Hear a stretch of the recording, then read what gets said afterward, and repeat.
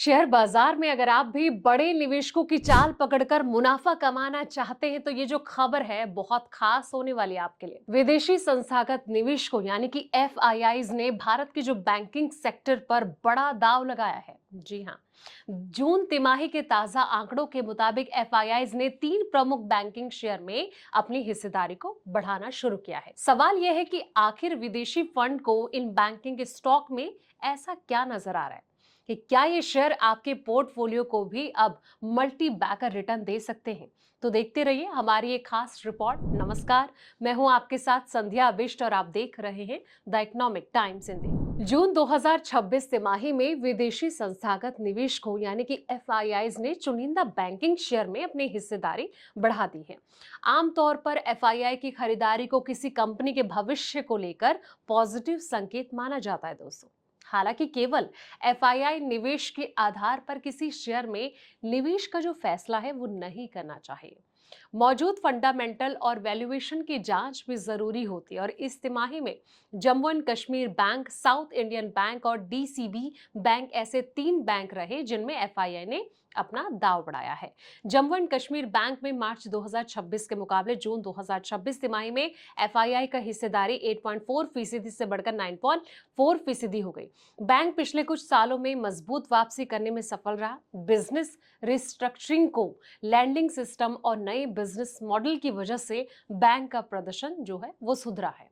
लगातार बढ़ते मुनाफे ने विदेशी निवेशकों का भरोसा जो है वो भी मजबूत कर दिया है। अब इसी लिस्ट में जो है वो है south India bank. South India bank में भी विदेशी निवेशकों ने अपनी हिस्सेदारी को बढ़ाया है। मार्च 2026 में एफआईआई की हिस्सेदारी 24.2% थी, जो कि जून 2026 में बढ़कर 25.4% हो गई है। बैंक ने वित्त वर्ष 2026 में रिकॉर्ड 1455 करोड़ रुपए का नेट प्रॉफिट दर्ज किया।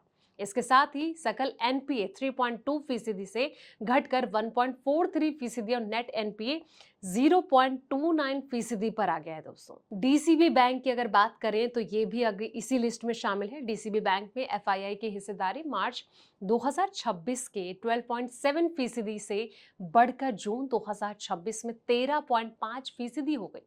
बैंक ने चौथी तिमाही में एडवांस में 18% और डिपॉजिट में 21% की सालाना बढ़ोतरी दर्ज की। बैंक का सालाना और तिमाही मुनाफा अब तक के सबसे ऊंचे स्तर पर पहुंच गया है। लगातार तीसरी तिमाही में रिकॉर्ड मुनाफा दर्ज होने से निवेशकों का जो भरोसा है वो मजबूत हुआ है दोस्तों। अब मजबूत प्रदर्शन जो है वो निवेश की मुख्य वजह बना हुआ है। इन तीनों बैंकों में एक समान बात ये रही कि सभी ने कारोबार, मुनाफे और एसेट क्वालिटी में सुधार दिखाया। खराब कर्ज में कमी, डिपॉजिट और लोन बुक में बढ़ोतरी और साथ ही बेहतर ऑपरेशन ने विदेशी निवेशकों को आकर्षित किया है। यही वजह है कि जून तिमाही में एफआईआई ने इन बैंकों में अपनी हिस्सेदारी को बढ़ा दिया है। तो क्या ये आपके पोर्टफोलियो में शामिल है? लेकिन जब भी अगर आप ऐसे स्टॉक्स में पैसा लगाने की सोचे, दांव लगाने की सोचे, तो एक बार अपने फाइनेंशियल एडवाइजर से जरूर सलाह मशवरा करें और उसके बाद ही दांव लगाएं, ताकि आपके पोर्टफोलियो पर इसका कोई भी गलत इम्पैक्ट ना पड़े। फिलहाल इस रिपोर्ट में इतना ही। ऐसे पल पल की वीडियोस के लिए आप देखते रहें द इकोनॉमिक टाइम्स हिंदी।